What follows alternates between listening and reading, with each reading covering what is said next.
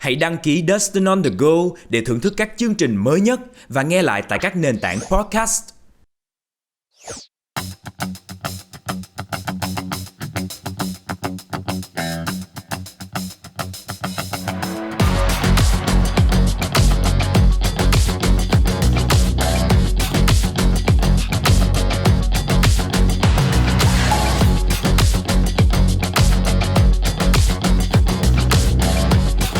Welcome Thùy Tiên đến với Q&A của Dustin on the Go. Và mọi người có biết không, khi mà đứng á, lợi thế là thuộc về mấy đứa cao. Còn khi ngồi thì sao? ngồi thử đi rồi biết. Ủa ngồi thì cũng vậy mà. Lợi thế là thuộc về mấy đứa lùn nha mọi người.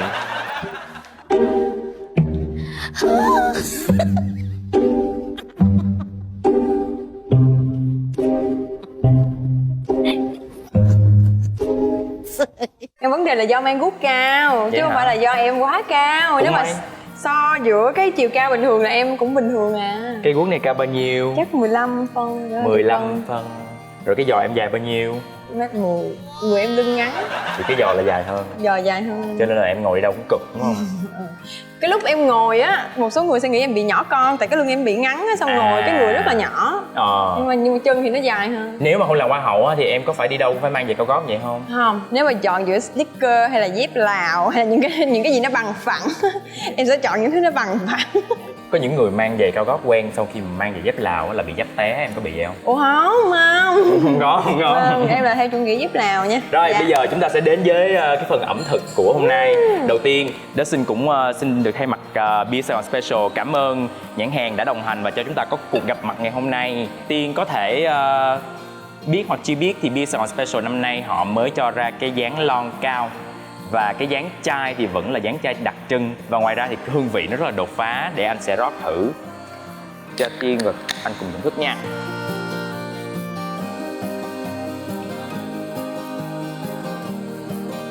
Đối với lại cái hương vị đột phá này á, thì khi mà mình uống và mình sẽ cảm giác được là nó nhẹ nhàng, nó đậm đà nhưng mà cái hậu vị ngọt ngào sảng khoái.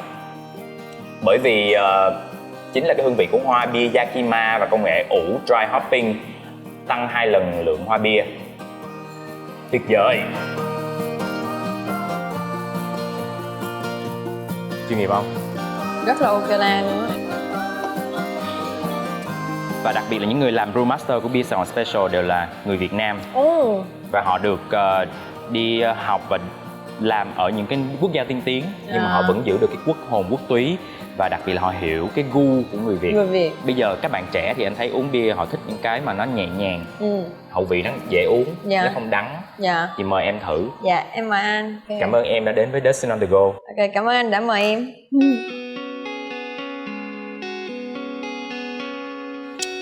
Được không? Ổn không? Ngon được không? Có bia thì phải có đồ nhắm. Xin được cảm ơn Skyzone ở 98 Nguyễn Huệ. Ở đây á, thì bình thường khi mà chúng ta có những cái buổi tiệc liên hoan với bạn bè thì đây là một cái nơi rất là hợp lý. Skyzone có nghĩa là gì? Chất thì sky, nhưng mà giá là price thì honor. Hay quá ha. Hợp túi tiền tất cả mọi người. Em sẽ kể cho anh nghe có một cái điều đặc biệt. Đó là cái chỗ 98 Nguyễn Huệ này là hồi xưa đây là một cái nhà hàng Việt. Là hồi xưa em đã từng làm phục vụ ở đây. Vậy hả? Hồi xưa em đã từng làm phục vụ ở đây. Em làm ở chỗ đây chắc chỗ lâu nhất em từng làm 6 tháng, 7 tháng. Ngay đây luôn? Ngay đây luôn, ngay chính tại chỗ này luôn. Em lên đây có cảm xúc gì không? Thay đổi quá. Vậy hả? Đúng rồi, thay đổi. Hồi xưa á, là cái thang máy đi lên đây là nó là thang máy kiểu cổ, kiểu Pháp. Em là cái đứa mà mặc áo dài kiểu cách tân áo dài ngắn ngắn xong mời khách lên. Là kiểu receptionist. Kiểu như là mình thay ca, đúng lúc mình xuống làm receptionist, lúc thì lên đây làm phục vụ. Và Thùy Tiên cũng đã thay đổi rồi. Cái gì cũng phải thay đổi mọi Đúng người. rồi. Đừng sợ thay đổi. Đúng. Chúng ta phải lướt những cái làn sóng đó. Đúng rồi. Hôm nay anh gọi hai cái món mà nó phù hợp để mà mình nhắm với lại Beer Sài Gòn Special. Đầu tiên là cái món mà đối với anh thì đây là món quốc hồn quốc túy của mấy dân nhậu á. Đúng rồi, mấy cái món giống khô bò hay là chiên nước mắm, chiên nước mắm này kia đồ nè, rất là hợp để uống bia luôn. Đúng, nó mặn, nó dai, nó giòn. Còn đây là món bò Skyzone. Dạ. Yo. Em mời anh. Mời em. Xin nha. Nếu là người Việt thì mình sẽ ăn bóc tay đi. Anh bóc tay á mà Thấy anh có công anh xách đôi đũa ra mình cũng ăn. Mình làm hoa hậu gì mình có bị bắt buộc là phải cầm đũa không? Em đang ăn bằng tay nè. Không có ai phản đối hả? Tùy theo sự kiện và tùy theo mọi cái quy tắc ở đó thôi. Nói vậy thôi chứ dân chúng người ta vẫn soi mói em. Nhưng vẫn là soi mói, nhưng mà quan trọng là nếu như mà em bóc tay ở một cái chỗ mà không ai bóc tay hết thì em sẽ bị chửi. Vấn đề ở đây là anh đang là host và anh đã bóc tay trước thì bắt trước theo thôi. Thùy Tiên làm một cái cú nổ bất ngờ cho truyền thông vào cái ngày hôm đó. Anh còn nhớ là Nguyễn Thu Thùy Tiên Việt Nam.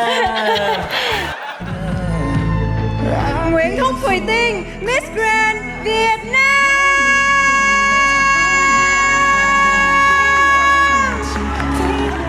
Nói thiệt là em không có chuẩn bị gì hết á. Phần mà hô tên dài đó trên sân khấu là cái lúc mà em chỉ vừa nghĩ ra khi mà em đang đứng trong cánh gà và đợi tới phần thi của mình. Tại vì bình thường cái lúc mà cái phần thi dạ hội đó là cái mình đang rehearsal thì mình được nói là tất cả mọi người phải hô thật là nhẹ nhàng, nó thanh lịch, nó hô tên cho thanh mọi lịch. người kêu là phải thanh lịch. Đúng rồi. Nhưng mà xong rồi em thấy bạn Venezuela, em nhớ cái lúc tập thì bạn không hô to như vậy. Nhưng mà cái lúc bạn ra thì bạn hô rất là to, nghe rất là hào sảng. Mình biết là nếu mình hô to như vậy là mình sẽ không có nghe nó đã như vậy được. Chết rồi, mình là người cuối cùng và mình đi sau. Bạn ấy hô tốt quá như vậy. Đúng rồi. Mình phải làm sao cho nó hay hơn, hoặc là mình phải tiếp được cái lửa đó. Đúng rồi.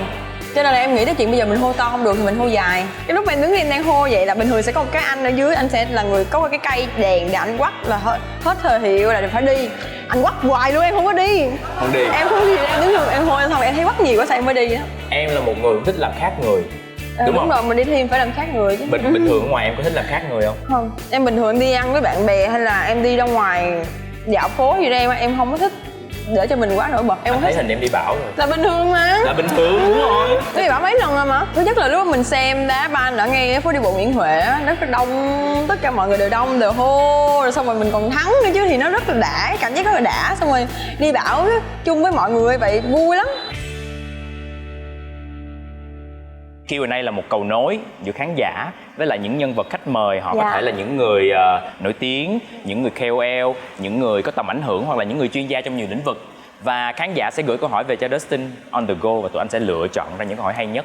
Và nhiệm vụ Thùy Tiên là trả lời thật lòng. Sau đó Tiên sẽ chọn một câu hỏi mà Tiên thấy ấn tượng nhất. Được không? Và người khách mời đó, người khán giả đó sẽ có phần quà từ chương trình. Are you ready? Dạ, ok anh. Bây giờ chúng ta sẽ đến với câu hỏi đầu tiên. Câu hỏi của bạn Lê Nguyễn Trường Giang: chị Tiên cho em hỏi nguồn động lực nào để chị tiến hành dự án Step by Tiên vậy? Câu hỏi rất là hay. Cảm ơn em. Dạ. Vô xíu nè. Đối với Tiên, cái danh hiệu này nó như là một giấc mơ vậy đó.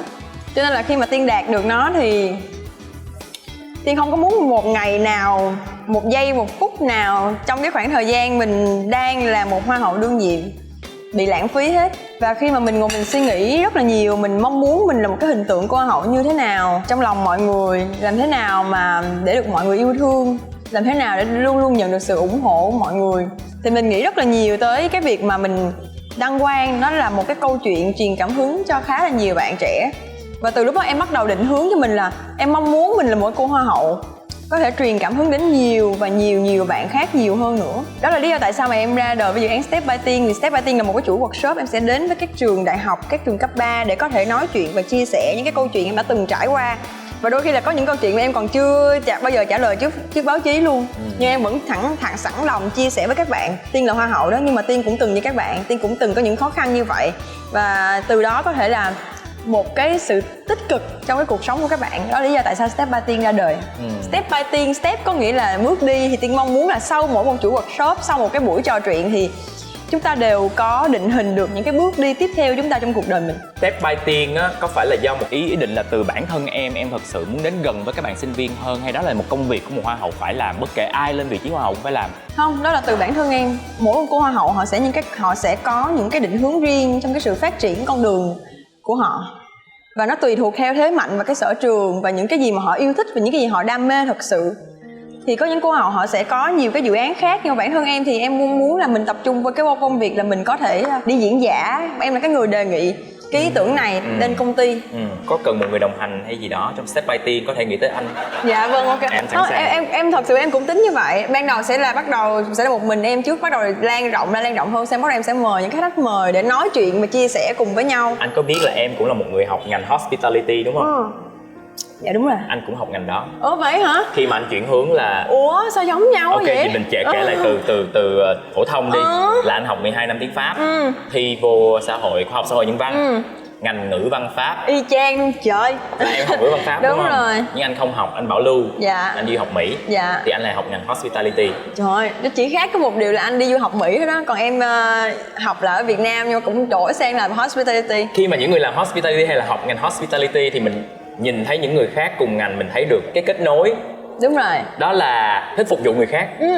Thích kiểu niềm nở. Đúng rồi. Cái lúc mà thật sự em không nhận ra được cái đam mê thật sự của mình là hospitality từ trước ở đâu, mà nó phải từ khi mà em bắt đầu đi làm phục vụ rồi receptionist á.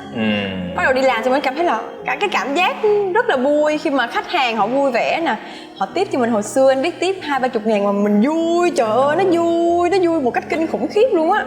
Đó là hồi xưa mỗi lần mình đi làm mình cảm thấy là cái môi trường này nó phù hợp với mình là một cái người phù hợp với cái môi trường như vậy. Sau khi mà em hết nhiệm kỳ thì em có quyết định là làm cái gì nghiêng về cái hướng hospitality đó không?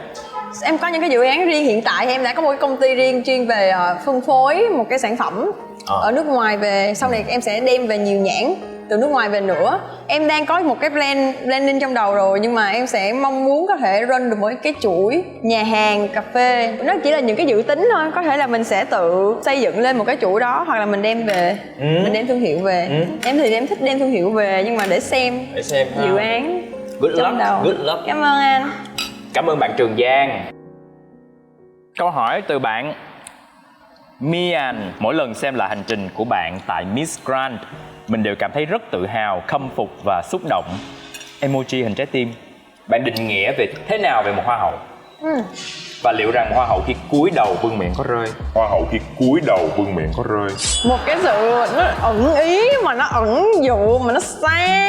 Phải đặt cho 10 cái ngoặc kép luôn á. Ui, cúi đầu vương miện có Vương miện có rơi rơi. không? Nghĩa đen rồi cúi thì nếu mà nó chắc trong đầu thì cũng chưa chắc nha. Đính kim vô á. Bao nhiêu kim? Bình thường em không có đính cái gương miệng rất là vừa đầu em, bình thường thì không. Vậy là cái đầu em là đầu dạng trung bình hay đầu nhỏ hay đầu to? Em không biết nữa. Em không biết là cái lúc đội vương miện, cái vương miện nó fit cực kỳ luôn. Thì bình thường em đi sự kiện không có ấy. Nhưng mà nếu mà lung lay thì mình dùng mấy cái kẹp tăm á, mình cúi thấp thì nó chưa rớt, nhưng mình gập đầu thì nó rớt. Đợi tới mình ke đầu nó mới Mình rớt ra đó mình gập đầu là nó rớt. Bản thân Tiên nghĩ hoa hậu là một cái người đại diện cho vẻ đẹp. Thứ nhất, nếu mà hoa hậu của một nước thì là đại diện cho vẻ đẹp của phụ nữ của một đất nước. Nếu họ là hoa hậu họ đại diện cho vẻ đẹp của một thương hiệu. Thương hiệu đó là thương hiệu cuộc thi mà họ tham gia và họ đã thắng. Cái vẻ đẹp ở đây không phải chỉ riêng là vẻ đẹp ngoại hình nha, mà có phải là vẻ đẹp cả tâm hồn, tri thức, những cái gì họ suy nghĩ, những cái tư duy, những cái lý tưởng của họ. Nên là một cái hình mẫu tốt để cho các bạn trẻ, những cái người theo dõi, họ đi theo và hướng họ đến những cái cuộc sống tích cực hơn. Đó, Tiên nghĩ một hoa hậu đối với Tiên là như vậy. Vậy cái concept hoa hậu nó sẽ thay đổi theo thời gian đúng không Tiên? Cái nó phải là thay đổi theo thời gian, mà thay đổi theo từng cuộc thi. Có cái gì mà những hoa hậu năm những đời trước mà em đã theo dõi đến bây giờ là em mà em đã khắc phục được, em đã thay đổi? Cũng giống nhau thôi, nhưng mà để mà có một cái điều khác, em nghĩ là em thoải mái với những cái hình ảnh không đẹp của bản thân mình. Hồi xưa thì các bạn kiểu hoa hậu họ sẽ là kiểu một cái gì đó đẹp đẽ, như là một bức tường được đúc và để trong khung, để cho một bức khung mà chúng ta không bao giờ chạm tới được. Thì bản thân em thì giống như em nghĩ là thời buổi bắt đầu là thay đổi hơn, và mọi người thích những cái gì nó gần gũi hơn, nên là chúng ta dễ phóng khoáng, thoải mái với nhau nhiều hơn. Vì bản thân mình không phải là một cái người xa cách với mọi người, em là một cái người rất là hòa đồng, cho nên em cũng mong muốn mang tới hình ảnh như vậy tới mọi người. Câu mà khi cúi đầu vương miện có rơi, ngoài nghĩa đen mình có thể có những nghĩa bóng nào? Đôi khi chúng ta cúi đầu và chúng ta mệt mỏi, chúng ta yếu đuối, chúng ta phải đặt ra một cái khoảng thời gian chúng ta được yếu đuối và hết cái đó rồi, chúng ta phải lật cái đầu lên vậy. Biết cái cúi đầu lâu quá là cái vương miện nó lung lay. Cái không cúi vừa thôi, cúi chút xíu rồi lật lên lại liền. Đó. Cảm ơn bạn Mian, câu hỏi rất là hay. Bây giờ chúng ta sẽ đến với câu hỏi video. Tên là Thủy Tiên. Khi mà được anh Dustin trả lời đặt một cái câu hỏi với Thủy Tiên thì thật sự anh cũng không biết hỏi Thủy Tiên cái gì, vì mình cũng đã rất là thân nhau rồi. Tuy nhiên anh vẫn có một cái thắc mắc là vì sao trong cái khẩu phần ăn của Thủy Tiên thì không hề có rau xanh, nhưng mà em vẫn luôn giữ được cái năng lượng tích cực này, cái sắc, cái vóc dáng rất là khỏe khoắn này. Trong chương trình này thì Tiên có thể chia sẻ với lại khán giả của anh Xuất Tin được không? Cảm ơn Hồng Nguyên đến từ kênh 14. Ôi, chắc là mình cười lớn quá. Thì mọi người biết không, Tiên với anh Nguyên là rất là thân với nhau. Kiểu bình thường đi ra ngoài nói chuyện là toàn chửi nhau không luôn á. Chửi mà, sao? mà bây giờ gặp như thế. Xin lỗi Nguyên, xin được gửi câu hỏi đến Bình Tiên. thường Mình là nghe xin gì mình mày mắc tao cười à? chứ gì nữa. Trời ơi, nghe mắc cười lắm luôn. Nào, chỉ có mày tao bạn bè mới hiểu được tại sao khẩu phần của một hoa hậu mà không hề có rau xanh, mà anh cũng thắc mắc nữa. Em cũng không biết tại sao luôn, là Từ từ nhỏ. nhỏ luôn là em đã không ăn rau rồi. Có một điểm nữa là ba em cũng không ăn rau. Em là còn tập ăn mấy cái củ rồi đậu que này kia là em còn ăn được nha. Ba em là không, củ cũng không, rau đậu que cũng không. Nhưng ba em dáng lại rất đẹp, mặt không nổi mụn. Mà sao ăn rau mà yếu tố di truyền được ha, em cũng không hiểu. Nhưng mà ba em là không ăn. Ví dụ bây giờ sinh tố rau em uống không? Sinh tố rau em vẫn uống được. Những cái mà em không thấy á, em không thấy thì em uống được. Thực ra nếu mà anh không ăn rau là anh không đi toilet được. Vẫn đều. Vẫn đi bình thường hả? Em vẫn uống thực phẩm chức năng. Mấy cái viên rau củ này kia em vẫn uống này, với lại đậu trái cây em vẫn ăn. Vậy là đi Mấy giới cái này thiệu mấy nè. cái món gỏi cuốn của Việt Nam là Ôi, thất bại. không Thất được. bại. Còn mắc cười đây, em ăn gỏi cuốn là em bắt đầu banh miếng cuốn ra, em gắp cọng lau ra, xong em cuốn lại, xong em mới ăn. Hồng Nguyên chắc là cũng biết rõ về em mà. Ôi quá rành. Quá rành. Tiện lên đặt câu hỏi hết hồn má ơi. Đó chỉ là một bất ngờ đầu tiên thôi. Ủa? Ăn đi luôn, mà lấy bình tĩnh, lấy con gì bất ngờ nha. Cảm ơn Hồng Nguyên vì câu hỏi của bạn. Câu hỏi tiếp theo đến từ bạn Lê Văn Triệu. Em xin phép được hỏi chị Dạ. là làm thế nào để thể hiện bản thân mà không biến mình thành hoặc kép trung tâm vũ trụ vậy ạ? Phải chăng ranh giới này quá mong manh?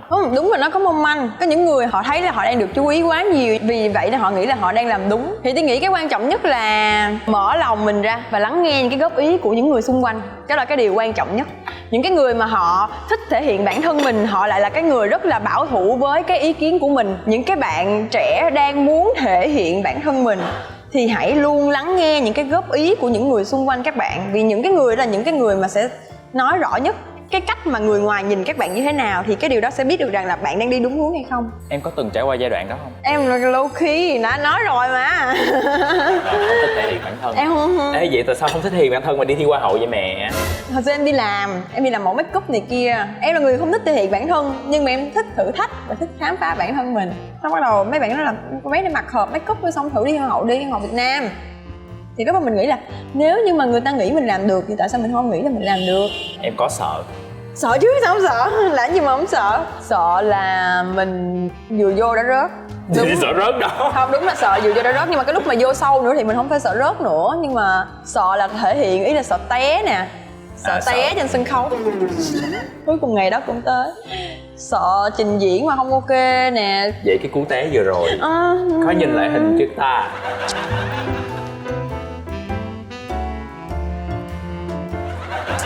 Em xem rồi. Đẹp không? Anh thấy hình cũng đẹp mà. Không, may là cái lúc té đó mình không có bị hớt hình. May là lúc té đó nó khép kín lại. Mình đã có chuẩn bị cái chiêu gì để lỡ mình té rồi mình có một cú bật dậy huy hoàng không? Đâu có chiêu đâu anh. Thì phải chuẩn bị té xong rồi không, lúc em không nghĩ là Giống như người ta tập võ, không chỉ tập đánh mà phải tập té, tập lãnh đòn. Khi đi catwalk mình cũng phải chuẩn bị cho những tình huống lỡ trật chân thì mình thì làm cái gì tiếp theo hồi không? đợt chị Tú cũng chỉ đó, chị Tú cũng vậy. Lúc mà tập cho Miss Grand International, chị Tú cũng vậy. Lúc té mà đứng lên thì như thế nào thì nó cũng khá là lâu rồi. Mà lúc trong đầu mình chỉ có là phải đứng dậy liền thôi. Mình phải đứng dậy chứ mình không thể nào ngồi được. Có trong chỉnh đầu cơ chị mặt nghĩ lại không, hay là tại vì khi mà mình đứng dậy là mặt mình em có hít một hơi mà kiểu hốt cái tóc sao đi. Rất là quê, thật sự rất là quê luôn á, trời đất ơi. anh nói cho em nghe, trên cuộc đời mình sẽ còn té nhiều lần. You better chuẩn bị một cái cú té huy hoàng khác. Hôm đó là em kiểu bị buồn luôn á, vì mình đã không xuất hiện quá nhiều trong cái tuần lễ thời trang, mình đã chỉ xuất hiện đúng một lần thôi, và mình đã mong là cái lần đó sẽ là cái lần nó hoành tráng. Nhưng mà nói chung Nó hoành tráng là bởi vì nó có một cú té mà ai cũng lên tiếp. Em đừng có ngây thơ quá đi. Nhưng đó là điều mà mình phải biết trước. Cảm ơn bạn Triệu. Đây là một cái thử thách, chúng ta hãy cùng giải nghĩa ôn lại những cái ngôn ngữ của giới trẻ. Anh nghĩ mình là cốt cách Gen Z thôi, chứ thực ra ngoại hình anh vẫn là ông chú. Anh cần những người giống như Tiên để educate cho anh một số những cái từ ngữ của giới trẻ xài hiện nay họ xài. Họ có thể dùng cái từ đó trong những ngôn ngữ như là tiếng lóng của Tiên thì dùng sao? Ok. Được không? Dạ được, dạ được. Mình sẽ đến với từ khóa đầu tiên và chúng ta sẽ cùng giải nghĩa bằng tiếng Anh, rồi tiếng lóng, tiếng gì cũng được. Tấm chiếu mới. Kiểu là một cái người mới, tấm chiếu mới chưa trải sự đời đó, chưa trải sự đời, chưa chịu trải đó, cho nên người ta mới gọi là tấm chiếu mới đó. Nếu mà mình dịch cho người nước ngoài tiếng Anh thì làm dịch làm sao? Newbie à? Newbie. Fresh meat. Fresh meat mới đúng. Còn nếu mà mình nói tiếng lóng là Tầm khâm chiều khiêu mời khơi. tầm làm gì? Tầm khâm chiều khiêu mời khơi. Chim bờ khơi. Sukana, hay dùng từ Sukana. Sukana. Nghĩa là gì? Sukana là bị su. Mà tại sao lại có em từ không biết su? cái từ thật em, nhiều người hỏi em Sukana là gì mà thật sự em không biết diễn tả su là không có ok á. Là tệ, là xui hả? Là Không xui phải đúng không? xui nha. Là xấu. Nó cũng có thể là xui, nó cũng có thể là xấu. Nó là một cái từ tổng hợp cho tất cả những cái từ mà mang nghĩa tiêu cực. Thì mình nói cho người nước ngoài hiểu mình nói thì sao? Vậy là bad thôi hả? Terrible. C'est terrible. Not okay. Not okay là Not okay là not okay. Suku. Suku cả Kanaka. Kanaka. Không hiểu mà phải dùng luôn á. Giả chân, super fake. Tại giả thì là Giả. fake, nhưng mà giả trân là super fake. fake. Giả kha Trần Khân. Trần Khân. Không bé ơi. Không bé ơi. Là một cách nói kiểu No. từ chối mà dễ Kiểu như thương. no. No baby. No baby. No cô bé khe. Đồ khô bè khơi ơi khơi. Ơi khơi. Vui vẻ không quạo, kiểu hơi căng căng đang đùa đùa mà tự nhiên bạn nó hơi căng căng xong mình kêu là thôi gì không quạo. Là phải biết đùa. Đúng rồi, thì phải là kiểu đang đùa. Hoặc là đang có một chuyện gì đó tự nhiên căng lên. Why so serious? Đúng rồi ha, yeah đó. Why so serious? Yeah, đúng rồi. Như khu về khe. Khu vực khen không quà khao. Không mà khao. Quay xe. Quay xe là gì? Giống như mình đang thích một người gì đó đi. Thấy không, người ta không có những cái điểm mình không thích nữa, mình quay xe là kiểu mình không thích nữa. Change my mind hả? I change my mind. Change my plan. Change my plan. Change. Quay xe. Change. Change. Or make a detour. Make a detour. Yeah. Quay khai xe khe. Quay khai xe khe. Nhà báo việc. Đang bận biệu busy. Nhà khai báo việc khi Đi đu đưa đi. Đi quẩy. Quẩy, đi chơi đi vậy đó. quẩy. Thì giống như là chắc là kiểu mời đi chơi. Let's hang out. Đi khi Đi được khu đi khi. Đó là những ngôn ngữ mà chỉ có Gen Z nè. Gen Z. Nhưng mà may quá cốt cách của mình vẫn Gen Z, nhưng mà Em thấy anh hiểu gần hết là gì nữa, nhiều khi anh chỉ lại cho em đó. Bây giờ chúng ta trở lại với Q&A. Ok. Câu hỏi tiếp theo đến từ bạn Nguyễn Thị Trà Tiên. Đầu tiên. Làm sao để chị có thể xác định được mục tiêu và tập trung vào đó? Chị nghĩ người multiple skills hay là professional skills có lợi thế hơn?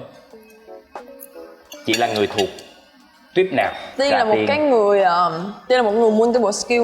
Vì là một cái người multiple skill nên Tiên hiểu được rằng đôi khi mà nếu mà các bạn thật sự bạn muốn làm một cái điều gì đó, các bạn phải chịu hy sinh. Mặc dù mình biết đó, nhưng mình sẽ tập trung vô cái mà mình muốn đẩy nó nhiều hơn, để mình trau dồi, mình học hỏi nó nhiều hơn. Cái gì em học nó cũng nhanh, em học em một người tiếp thu rất là nhanh nhạy, cho nên em học mọi thứ nó nhanh. Nhưng mà cái gì cũng nhanh nhưng mà không cái nào tới đâu hết trơn á. Mình phải chọn ra một cái mình tập trung và mình xác định nó là cái chính của mình, để mình dành gọi là trọn bộ toàn thời gian cho nó, để mình phát triển và trau dồi nó. Nên chị nghĩ là thật sự là multiple skill hay là professional skill đều có những cái hay. Nhưng mà để gọi là nếu như mà làm một cái lĩnh vực nào đó, một cái ngành và một cái ngành nghề nào đó nó chuyên môn á, thì nên là professional skill. Ví dụ bây giờ hiện tại em đang tập trung nhất cho skill nào? Em đang tập trung vào nói chuyện nè. Em có định làm MC không? Em cũng không biết được. Hồi trước khi mà em làm hoa hậu thì em có làm MC cho một vài chương trình. Lúc đó thì mình đang tính là đi theo con đường MC chuyên nghiệp đó. Xong rồi tự nhiên đi thi hoa hậu. Ở thời điểm hiện tại là cái mong muốn của em là đang mong muốn có một cái nhiệm kỳ nó thật là xuất sắc cái đã. Rồi sau hết nhiệm kỳ của em sẽ bắt đầu tập trung cho những cái ước mơ sau đó của em. Và những ước mơ đó thì hiện tại em chưa dám nói. Em là cái người là khi mà việc nó chưa đó em rất là sợ câu nói trước bước không qua. Em bị mấy lần rồi đó, thường nói trước bước không qua.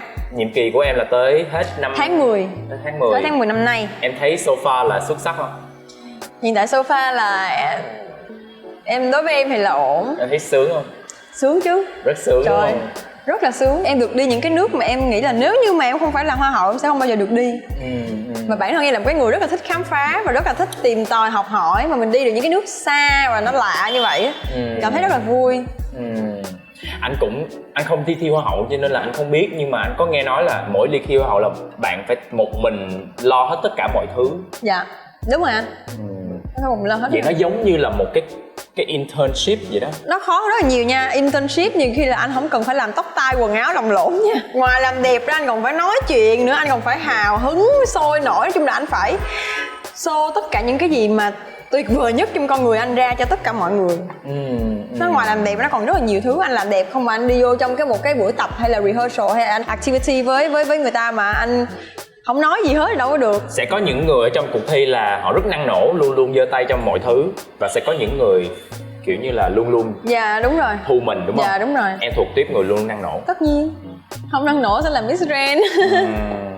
Hoa hậu mà họ chọn cái người chiến thắng là cái cô gái đó phải cùng lý tưởng với họ, làm việc với nhau cùng phải cùng mục đích chung thì nó mới có thể là có lý tưởng chung. Đúng rồi, đi chung với nhau một cách gọi là suôn sẻ, không có cãi lộn tranh cãi nhau. Vậy tiếp theo là một câu hỏi video.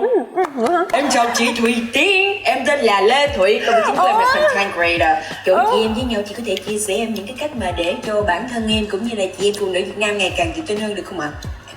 Em nghĩ là Lê Thụy thì là tại sao lại hỏi Tiên về tự tin, trong khi bạn là một cái biểu tượng của sự tự tin luôn. Bản thân em, cái sự tự tin nó đến từ cái việc mình hiểu bản thân mình như thế nào. Bạn phải hiểu được rằng là bạn có thể làm được những gì và bạn không làm được những gì. Những cái nào là cái sở trường của bạn, những cái nào là cái sở đoản của bạn. Thì nó đến từ việc bạn phải khám phá bản thân và tìm tòi thật là nhiều, thử thách bản thân mình nhiều vô để có thể bứt phá được cái giới hạn của bản thân mình. Từ đó để hiểu được là cái khả năng của bạn đi tới đâu. Thì khi mà bản thân em, khi mà em hiểu được là mình có thể làm được những gì, khi đó mình tự tin hơn rất là nhiều. Một cái người họ biết mình ở đâu á, cái cách nói chuyện của họ rất là khác. Nhiều chứ giống như lúc đi thi thì là em không phải là cao nè. Nếu mà với những cái cô gái Latin thì chắc chắn là mình không phải là cái người cao. Những cô gái Latin họ cao mét 7 mấy, khung xương của em là cái khung xương châu Á rất là nhỏ. Cho nên là khi mà đứng chụp hình chung với một cái dàn Mỹ Latin là bắt đầu thấy là bị lép vế liền. Nó sẽ bị nhỏ con liền. Mình phải làm sao? Trang là đứng khi mà người ta đứng hàng vậy đúng không? Thay vì mình đứng kép thì không, có phải quay ngang ra. Mình phải ngang ra để cho cái người mình bự hơn. Nói chung nó sẽ có những cái tip nhỏ khi mà mình chụp hình, nhưng mà khi mà mình đã biết rõ những cái điểm hạn chế đó của mình rồi á thì mình sẽ biết là mình phải tỏa sáng theo cái cách khác. Thì mình biết là mình nhỏ con rồi đúng không? Thì trong cái lúc đi thi thì mình bắt đầu mình năng nổ, hoạt động mấy cái activity là nói chuyện với tất cả mọi người. Mình biết cái ngoại ngữ là cái lợi thế của mình đi giao lưu, mình nói chuyện và mình nói chuyện với các staff của bên MGI, bắt đầu làm cho họ để ý tới mình. Nó là như vậy chứ nó không phải chủ động. Đúng rồi, cái tính chủ động nhiều hơn. Bí quyết của sự tự tin là biết được những hạn chế của mình và tận dụng những lợi thế khác của mình. Chính xác. Giờ Cảm ơn Lê Thụy. Bây giờ chúng ta đến một câu hỏi video nữa nha. Hi, xin chào Thùy Tiên, xin chào anh Dustin. Hello chị. Xin tự giới thiệu với Thùy Tiên một chút thì mình là Đỗ Nhật Hà, Miss International Queen Việt Nam 2018. Hơn hết thì Hà cảm thấy rất là vinh dự, cũng cảm thấy rất là vui khi ngày hôm nay Hà được trực tiếp nói chuyện với Thùy Tiên thông qua video này, cũng như là Hà rất là ngưỡng mộ Tiên về những cái hành trình cũng như là cái thành tựu mà bản thân Tiên đã gặt hái được trong thời điểm hiện tại. Một cô gái rất là trẻ, rất là bản lĩnh, rất là tự tin để hô vang hai tiếng Việt Nam trên đấu trường quốc tế và mang về một cái chiến thắng rất là vẻ vang cho quê hương mình. Và với cái sự lắm tài nhiều tật của anh VJ Dustin thì đã mang Hà đến với chương trình ngày hôm nay. Hiện tại thì cũng khá là muộn rồi và với lịch trình của một cái chương trình mà Hà đang tham gia thì đến tận bây giờ Hà mới có cái cơ hội để có thể làm cái video này, mới có thời gian để làm được cái video này, nhưng mà Hà vẫn quyết định là sẽ làm video tại vì Hà cực kỳ thích Tiên. Với bản thân Hà thì Hà thấy là Tiên là một người rất là bản lĩnh.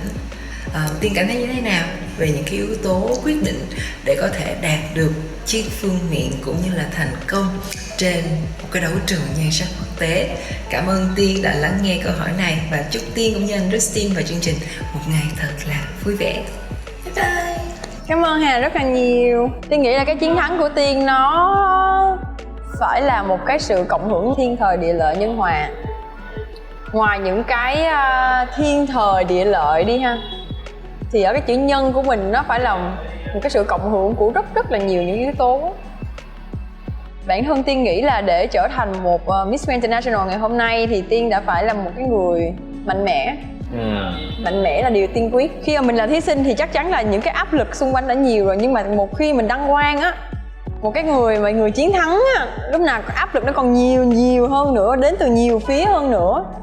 Cho nên chắc chắn là một người đăng quang, Tiên nghĩ là một cô hoa hậu của một cuộc thi nên là một cái người mạnh mẽ, để họ có đủ bản lĩnh để vượt qua những cái điều tiêu cực xung quanh mình, để gạt bỏ những cái điều đó và bước tiếp trên cái trách nhiệm của một hoa hậu. Phải 5 năm Tiên mới trở thành Miss Grand International, đã thất bại cũng nhiều, ý là cũng không phải quá nhiều lần, nhưng mà cũng là gọi là có thất bại, phải có thất bại trước rồi mới đi đến thành công. Mỗi buổi tối em rất hay kiểu mà ngồi mình suy nghĩ về những cái điều làm cho mình có được cái chiếc vương miện trên đầu á, mình cũng suy nghĩ rất là nhiều, nhưng thật sự là nhiều đó.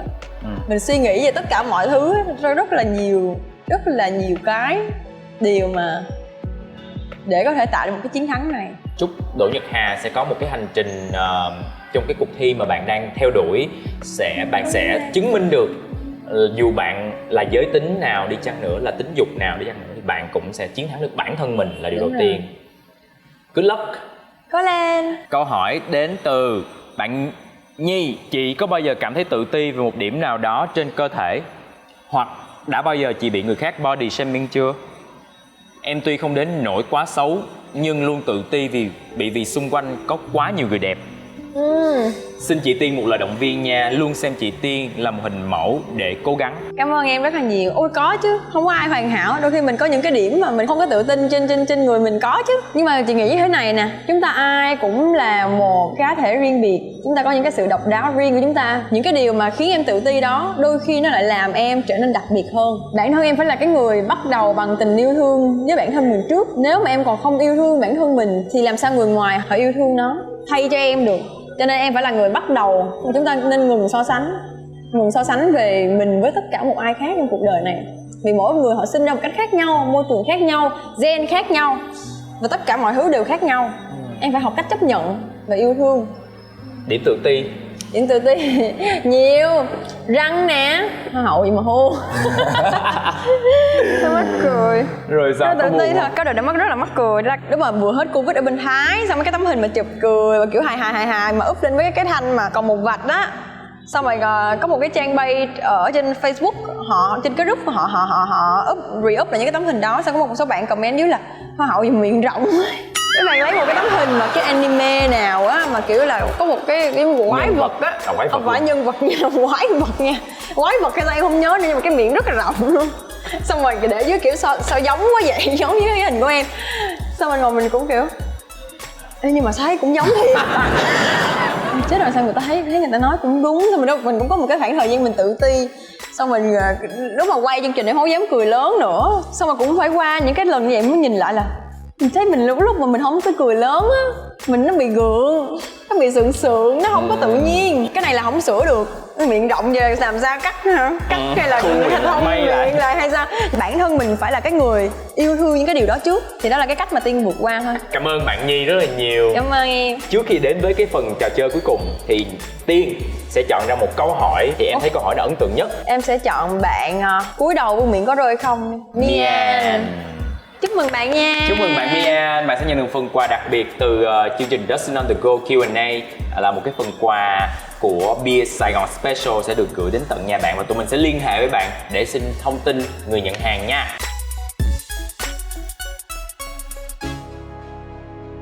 Và đây là trò chơi thú thật. Trò chơi này chúng ta sẽ có mỗi lần một người chơi là có 2 tờ giấy, mỗi một tờ là có một tờ nói thật, một tờ nói xạo. Nhiệm vụ của người đối diện là phải đoán xem câu nào là câu nói xạo, câu nào nói thật, câu nào nói thật. Ok. Nếu đoán đúng thì được người đối diện là anh thua, thì anh phải chọn bất kỳ một cái bánh xu để ăn. Ủa là có xu thiệt xu giả đây nữa hả? Có. Xu thường xu thánh. Nãy em ngồi em đợi em tính móc đại cái em ăn á. Em đừng làm bánh xu bình nữa. Nếu sợ em phải cố gắng để đoán trúng thì anh sẽ ăn. Nếu em đoán sai thì em phải ăn một cái. Là mù tạt hả? Wasabi. Em không biết ăn mù tạt mẹ ơi. Đó chỉ lên 7 giây thôi. You ready? Ok. Em muốn bắt đầu trước hay em muốn anh bắt đầu trước? Anh bắt đầu trước đi. Dustin chưa từng ngủ chung với con gái.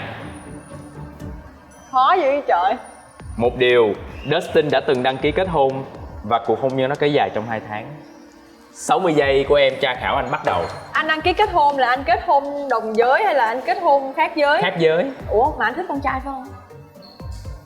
Ủa, cái đó em không tìm hiểu anh trước hả? Ủa nhưng mà không, ý là từ lúc nào anh bắt đầu thích con trai? Từ lúc khoảng lớp 11. Lớp 11. Anh nói cái câu đầu tiên là cái gì? Chưa từng ngủ chung với con gái. Ngủ chung ở đây là cái gì? Khoan rõ ràng. Là ngủ Là thức á. Ngủ thức hay là Chứ không phải là ngủ nằm nha. ngủ à? Ngủ thức. Nằm ngủ thức. Đăng ký kết hôn đâu có nghĩa. Anh đăng ký kết hôn nhưng mà anh có ngủ không? Đăng ký kết hôn là đăng ký kết hôn chứ không có ngủ em. Hết giờ. Rồi rồi. giờ em chọn đi cái nào thật. Cái này là thật và cái này là xạo. Thùy Tiên chọn cái câu mà xạo là Dustin chưa từng ngủ chung với con gái.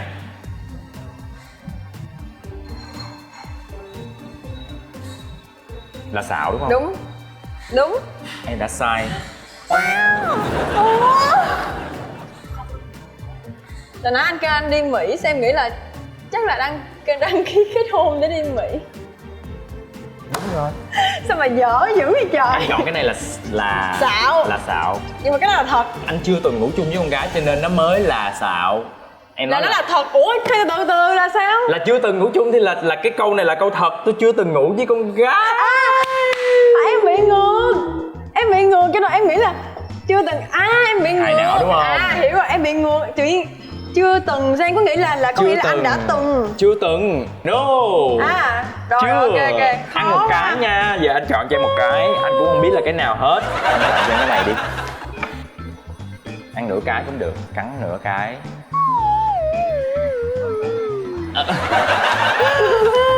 Em không biết ăn wasabi. Lý do em không ăn đồ sống là em không biết ăn wasabi đó. Cắn đi. Cắn hả?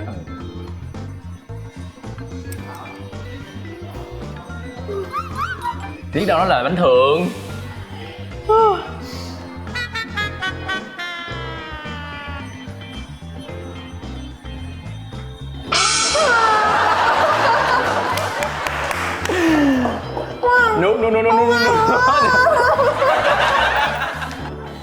Lên mũi chưa?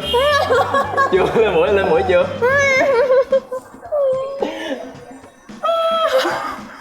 Lên mũi chưa?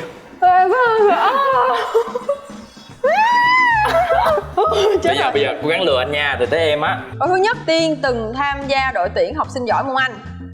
Câu thứ hai, Tiên thích ăn bông cải xanh. Năm nào? Năm không, lúc em học lớp 9 á. Lớp 9. Không có nhớ năm, lâu quá không nhớ. Em Lúc không đó nhớ là tham gia học sinh giỏi đội tuyển Anh. Đúng ở rồi. trường nào? Là trong Em đại diện trường nào? học thôi. Không, em là ở trong cái đội tuyển học sinh giỏi môn Anh thôi. Trường trung học cơ sở Nguyễn Du. Trường trung học cơ sở Nguyễn Du. Rồi, còn không, em thích ăn bông cải xanh hả? Đúng rồi. Em chỉ thích ăn củ rồi nè, em nói, còn mấy cái rau xanh xanh là em không có thích. Nhưng mà nếu bông cải xanh thì em ăn như thế nào? Luộc. Luộc. Cái vị của nó làm sao? Hết giờ, may quá. Ok. Thi học sinh giỏi môn tiếng Anh và ăn bông cải xanh. Hồi nãy đây cũng có cái bông cải xanh mà Tiên không có ăn. Thì câu đó là câu xạo rồi. Là cái này xạo. Rồi cái này là thật. Chốt rồi nha, không có cười. Em lựa cho, em lựa lại cái này được không?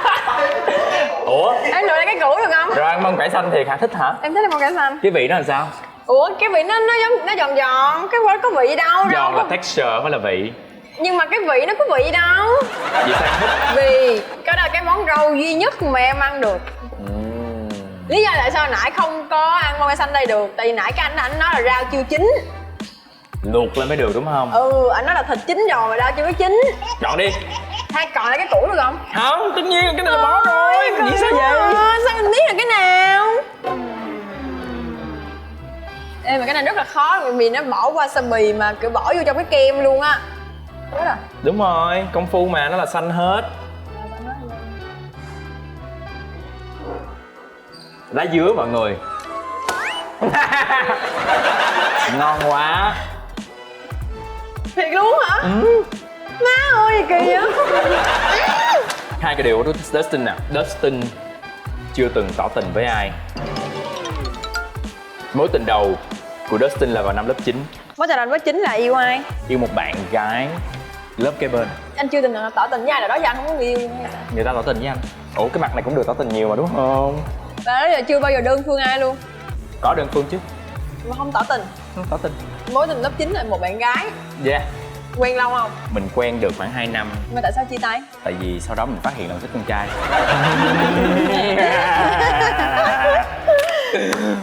Cái này, mối tình đầu tiên của Dustin là vào năm 9.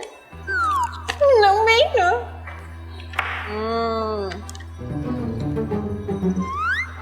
Cái này là đúng. Mối tình đầu tiên là lớp 9 là xạo. Ừ đúng rồi, là xạo rồi. Mối tình đầu tiên lớp 11 là mọi người. Đó, em đã bắt bài được anh rồi. Rồi, kế bên. Không thể nào mà cái kế bên mà nó lại không. Rồi, Không có một cái quy luật gì ở đây hết á. anh thấy vậy.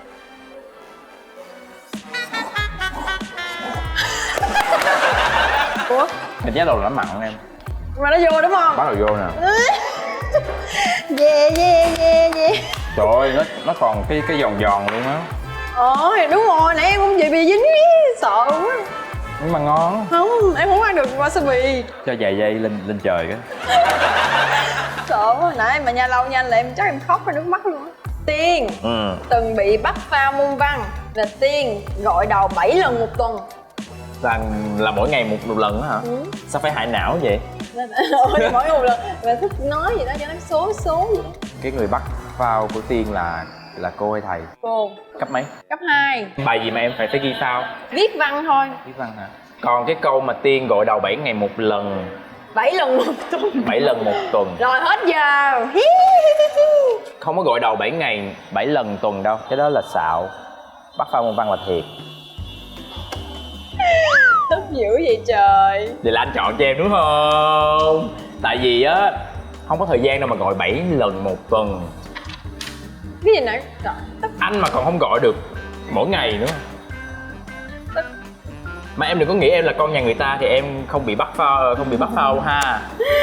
Không, thật sự luôn, cái lần bị bắt đó là kiểu như là không phải nhục mà kiểu lần đầu tiên mình bị vậy mà kiểu mình bị sốc luôn á, kiểu mà Sốc hả? không tin nổi. Lúc làm phao có sốc không? Cái môn của em đó là trong lớp là rất là nhiều bạn phao luôn. Anh viết cái bài sẵn ở nhà trước, xong anh lên trên là anh viết lại cái bài anh đã viết rồi thì thường là các bạn sẽ viết lại, hiểu không? Có một cái tờ giấy nhỏ nó viết lại cái bài đó để trong cái khoảng thời gian nhất định anh phải viết lại cái bài mình đã từng viết rồi. Mà từ cái lúc bị bắt đó sao không bao giờ dám phao lần nữa. Đương nhiên hoa hậu đúng không? Em hãy nói gì cho nền giáo dục và các bạn học sinh là bây giờ tôi đã từng phải đi viết phao và bây giờ làm sao để giải quyết được vấn đề đó. Tôi không muốn các bạn viết phao nữa. Tiên đã từng là người trải qua và Tiên hiểu rõ cái nỗi đau khi bị bắt là như thế nào. Cho nên là dù các bạn có buồn ngủ cỡ nào hay là mỗi buổi tối cảm thấy mệt mỏi cỡ nào, ráng mà học đi và đừng chép phao hay sử dụng phao trong bài kiểm tra. Tiên đã trải qua và Tiên không muốn ai cũng bị giống như Tiên. Trời ơi sợ. Biết đâu là một cái bánh lá dứa.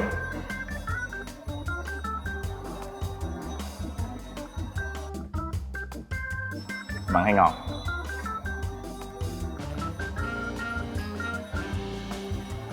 Lá dứa. Ngon phải không? Ngon à. Dustin chưa từng yêu xa. Dustin đã từng have sex ở nơi công cộng. Sau mấy giây bắt đầu? Anh nói giờ anh quen bao nhiêu người? 6-7 người. Tất cả là những người đều ở gần luôn. Mỗi người quen là mỗi người quen trong bao lâu? Lâu nhất là 8. Ít nhất là cỡ 4 tháng. Câu lại câu gì? Đã từng have sex nơi công cộng. Công cộng đây là ở đâu? Biển. Biển ở đâu? Phuket. Ở chỗ đó đông người không? Không có ai hết. Buổi nào? Chiều mà sắp hoàng hôn. Em trả lời luôn. Trả lời luôn đi em. Have sex nơi công cộng là thiệt, còn cái này là xạo. Em nghĩ là anh đã từng yêu xa rồi. Còn cái lúc anh trả lời cái phần này em thấy anh rất là vui và rất là enjoy như đang ở anh ở bãi biển Phuket vậy đó. Ok em đúng rồi đó. Thấy chưa? Hay quá.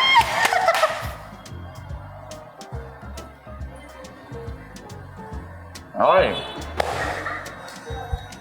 Yeah. Ôi, nó đặc lắm luôn á. Ôi là trời.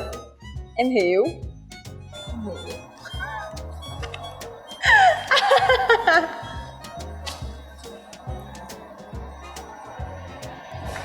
Ok, Rồi. vô em. Anh đã bay, anh đáp chưa? Đáp rồi. Câu đầu tiên là Tiên là người sống nội tâm. Câu thứ hai là Tiên thích sưu tầm nước hoa. Kể 3 mùi nước hoa bạn thích trước đi. La Labo, Ờ. 41. Một cái gì em quên tên rồi. Carabat. Em có bao nhiêu chai nước hoa? Em có tầm 20 chai. Người nội tâm là định nghĩa như thế nào? Nội tâm có nghĩa là không có phải hướng ngoại. Ít nói chuyện, ít chia sẻ cái việc của mình với người khác. Vậy hả? Anh đừng có cười. Thích sưu tầm nước hoa là thật và sống nội tâm là xạo. Yeah. Anh lại ăn tiếp. Vậy hả? Em nội tâm chỗ nào? Em sống nội tâm. Nội tâm chỗ nào? Ai chứng minh được là em sống nội tâm? Em là một người sống nội tâm. Nội tâm đâu? Em có thể là một cái người lắng nghe những cái câu chuyện của người khác. Em sẽ không bao giờ chia sẻ câu chuyện của mình. Và mỗi một buổi mà nếu mà em không đi làm á, em chỉ thích ở nhà thôi. Em đọc sách. Mỗi khi mà em mấy câu một cái chuyện buồn hay một cái gì đó, em chỉ nói chuyện với bản thân mình thôi. Đúng rồi, không ai sưu tập nước hoa mà có 20 chai hết trơn. Đó. Nhưng mà anh thấy em thành thật. Không, nhưng mà em chế ra luôn, em cũng không có tới 20 chai nước hoa nữa. Chúc mừng em. Tuyệt vời. Chọn đi. Mà anh biết là anh chết chắc. Xong rồi em chế đại luôn á. Em hồi nãy anh nói chai nước hoa mùi nào em chế đại luôn á. Nhưng mà nói thiệt với em là không ai tin em nói là Thùy Tiên là sống nội tâm hết trơn. Mọi người ơi có tin không? Ghê thật. Khán giả có thể comment Ekip nha. lần đầu. Ruộng gạo dễ sợ. Cho anh. Đó, thấy nó hơi lá dưa. Trời ơi. Chớ là trò chơi hay quá vậy. Chớ này cái trò này là trò của em.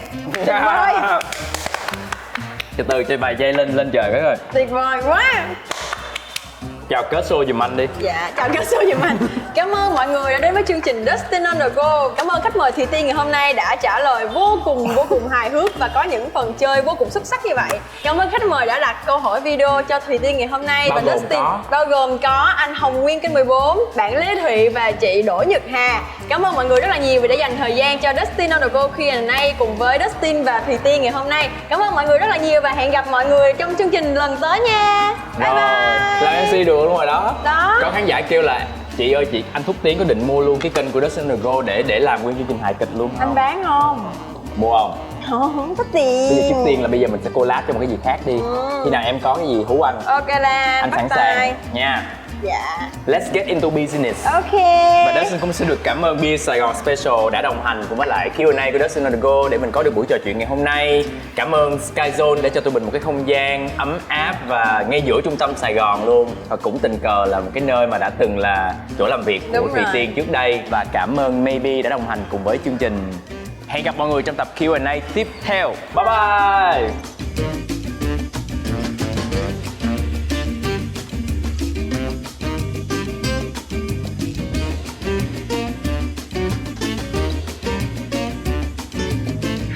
Hãy đăng ký Destin on the Go để thưởng thức các chương trình mới nhất và nghe lại tại các nền tảng podcast